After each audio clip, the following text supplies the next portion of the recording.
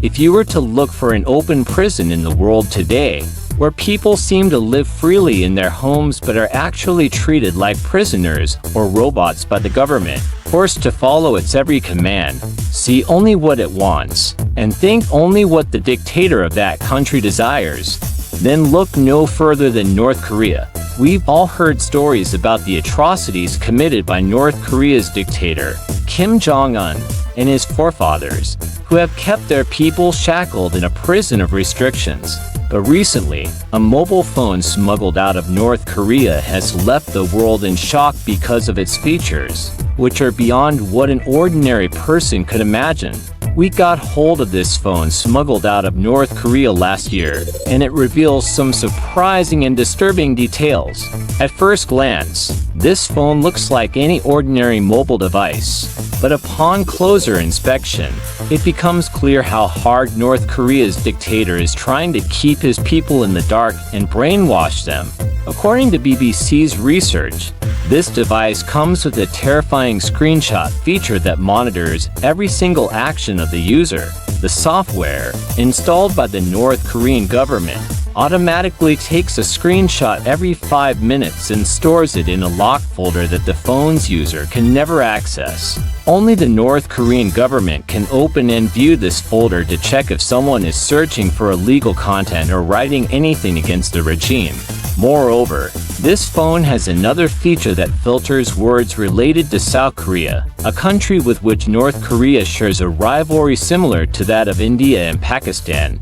For example, in South Korea, the term opera is commonly used to refer to an older brother, but it's also used for a boyfriend or someone you love. In North Korea, however, this word is considered a slang or even an insult, so whenever someone tries to type opera on this phone, it automatically changes it to comrade love and issues a warning that the word can only be used for siblings.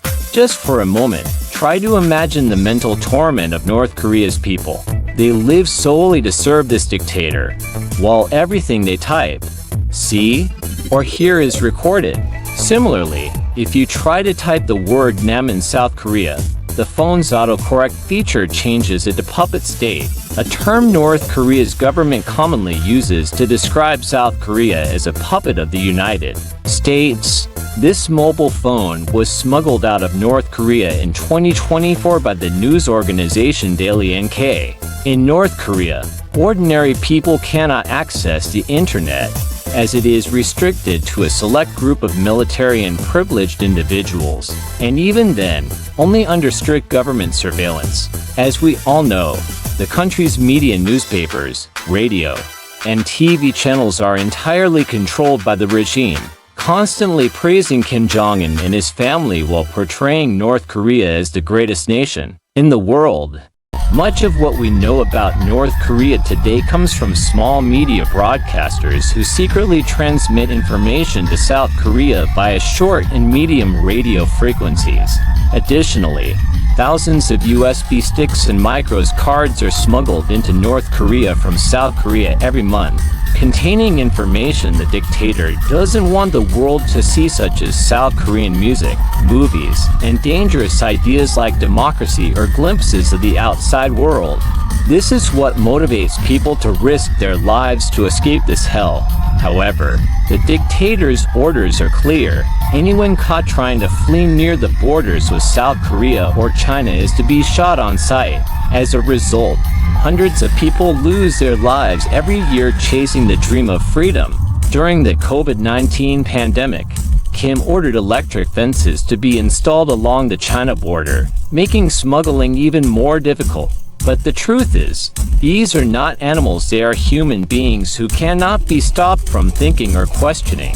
In 2020, North Korea passed a law stating that anyone spreading foreign media or information within the country could face imprisonment or even death.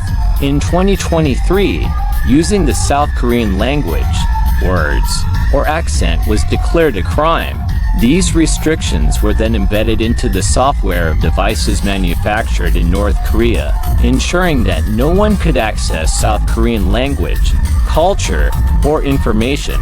Today, these smartphones have become a new weapon to mentally enslave the people of North Korea, with the regime tightening its grip every day. For instance, the government has formed youth crackdown squads that randomly or on suspicion confiscate people's mobile phones and check their messages to ensure no South Korean language or secret AC activities are taking place.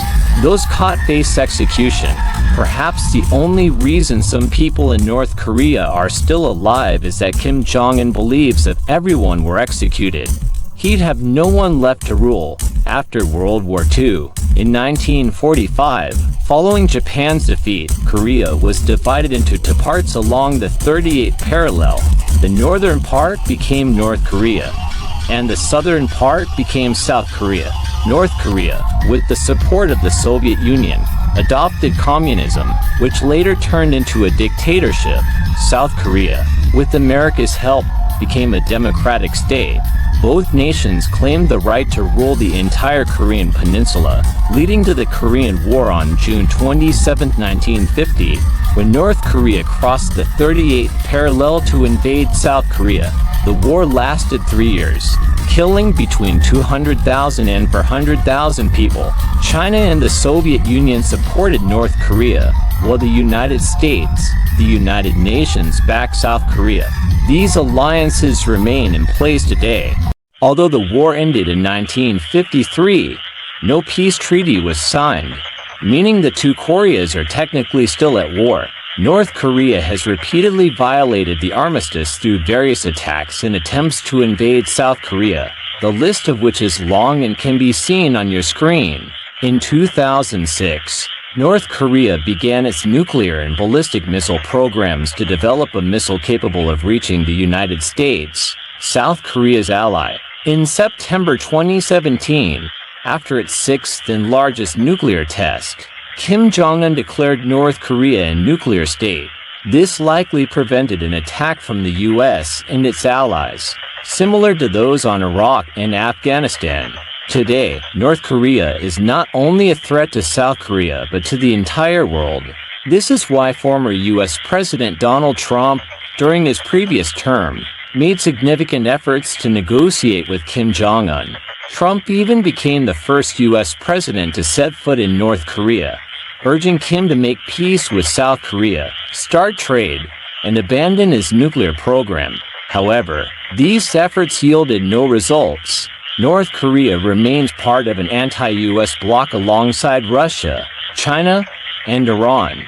Kim could use nuclear weapons to protect his regime, potentially sparking a war with nearby countries like Japan and the US, which could escalate into a global conflict in today's world. As we wrap up, here's a question for you. It's 2025 worldwide, but do you know what year it is in North Korea? Share your answer in the comments. If you learned something new from this video, please give it a like. I'll see you in another interesting video. Until then, take care, and thanks for watching. Goodbye.